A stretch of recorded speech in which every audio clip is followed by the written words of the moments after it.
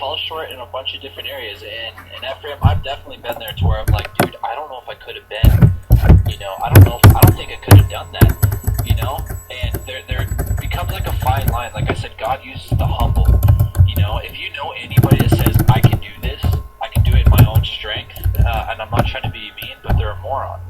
Because we can't do a single thing in this life without the strength of God.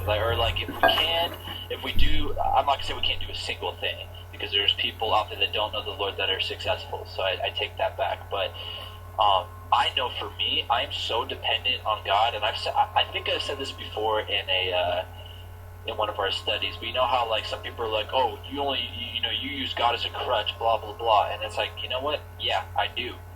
More than a crutch, I use God's my wheelchair. You know what I mean? Like I need Him that desperately. I do.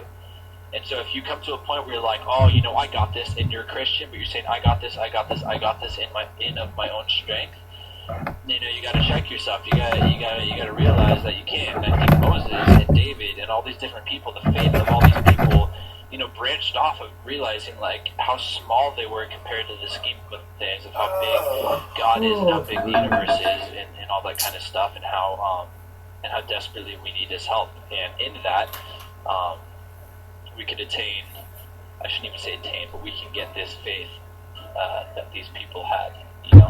They're no better than any of us are. That's something I struggled with. They were servants that were obedient, and just because this isn't a big scale of things, every single time we're obedient to Christ, God looks at it as just a huge victory in any case. It doesn't, even if it's a small thing of being a good witness at work or with your families or even on combat arms. It doesn't matter how small, minuscule it might seem in your eyes and God's eyes. It's a huge deal every single time you do that. Or I've heard that. That's just, and sometimes like with that, you kind of don't want to, like I find myself sometimes not talking to people that I should, because I don't want them to think, well, this guy's just trying to, he feels like he's better because he's, trying to, not trying, but like walking with God, and he feels like he's better than me. And I don't know, I guess I just gotta pray about it and, not be afraid, I guess you could say. Yeah, man, it's something when I just recently got my job back, they moved me departments, so I'm in this department that I didn't really know anybody in, and you will, there's just a lot of people that don't want to hear the truth, that already have their minds so that their mind and hearts aren't open to truth to begin with, and so when you come in there and they see it, it either convicts them, and so they immediately get this they get defensive or something like that. But I've definitely come up to people and shared Jesus and God with them, and they would make fun of me, and then Dexter was just on the couch flying around and stuff. Like, oh, I'm so much better. Dexter was on the couch flying around and stuff, I really feel like and the then she just come gets at off the people, couch way and then you hurls you tell everywhere on the them, floor. Nobody wants anything shoved down their throats. If you go, you got to do this, repent, or you're going to burn in hell, blah blah blah. Although there are some people that do that, they'll say, oh well, I just want them to know, like, if they don't know they're sick, then why would they need a physician, kind of deal, But you don't, like, you got to do everything out of love. And if you come to them and come to whoever you're going to, and you're coming to them out of love, not out of like, oh, I'm just gonna get this, now I talk to this guy, I can mark him off my list. It gets easier, but at the same time it doesn't get easier, because there's different circumstances that pop up every single time. Sometimes you have a complete skeptic that just wants to try to pick apart everything you say. But honestly, you'd be surprised at how many people, like, at least for me, I think lots of times that people are going to reject me constantly. And I don't care who you are, nobody likes to be rejected. It sucks.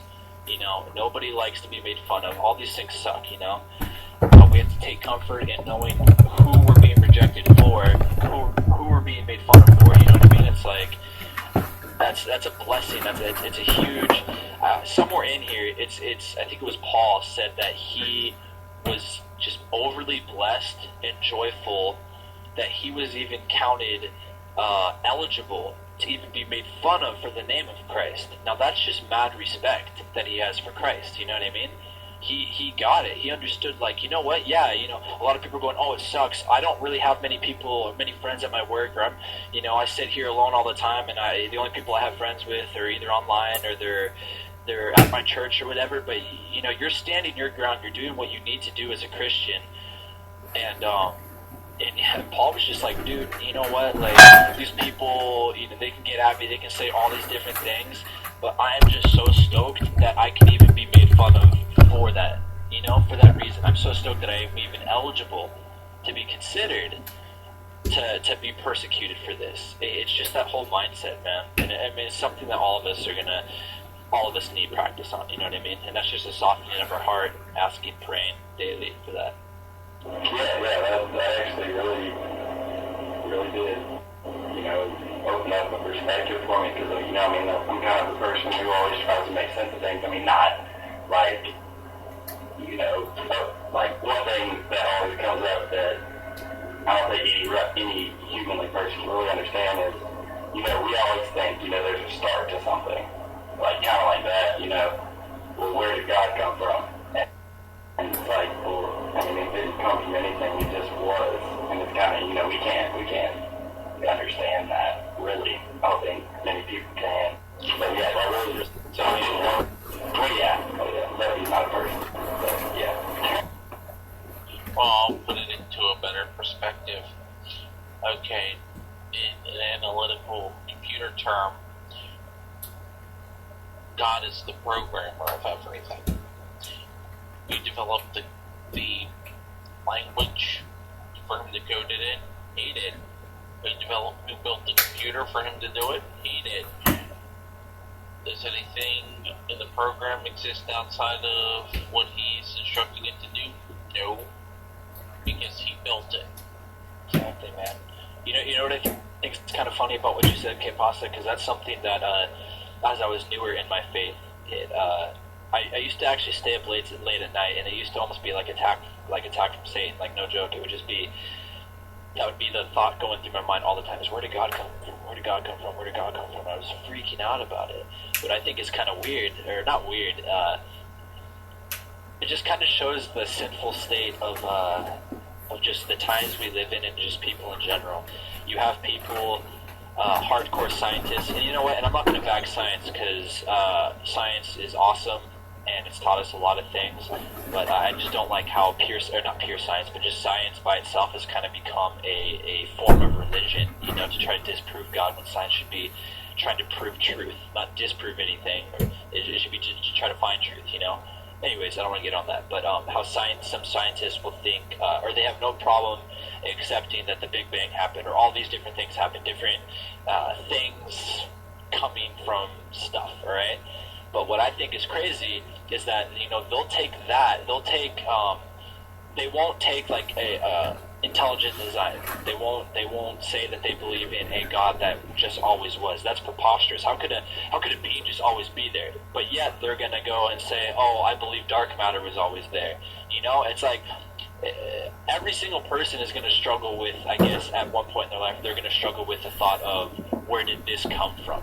You know what I mean? But even scientists can't say that where they think things come from. They're like, okay, we've just accepted the fact that, you know, out of nowhere a star appeared. So, yeah, we're just going to go with that. You know what I mean? It's like... Yeah,